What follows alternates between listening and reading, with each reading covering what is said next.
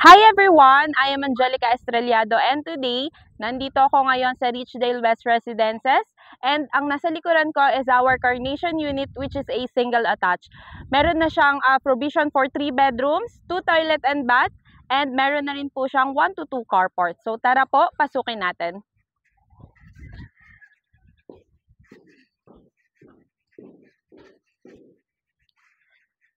So as you can see, very spacious po ang aming unit. So ito po yung kitchen area and meron din po tayong 2 meter setback sa likod and meron tayong toilet and bath dito.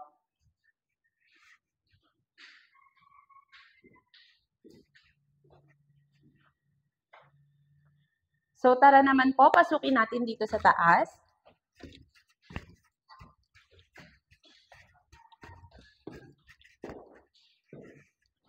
So our unit here sa second floor naman po, meron siyang provision for 3 bedrooms, yan po.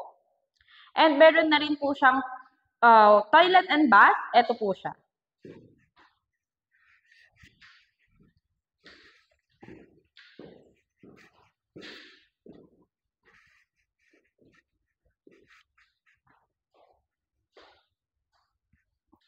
So ito pong single attached namin na Carnation unit is ranging 4 million po at napaka-affordable dahil napakamura po nito compare sa mga single attached units dito sa General Trias.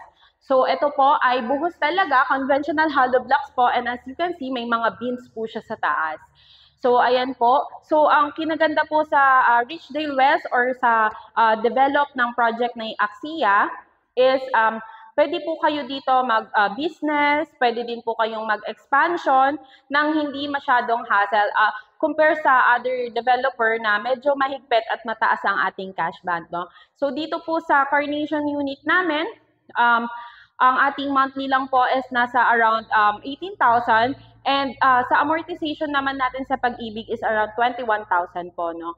So para po dun sa mga gustong magpa-schedule ng tripping para ma-assist ko kayo personally, and para ma-site tour kayo sa aming mga units dito sa Richdale West Residences, mag-message lang po kayo.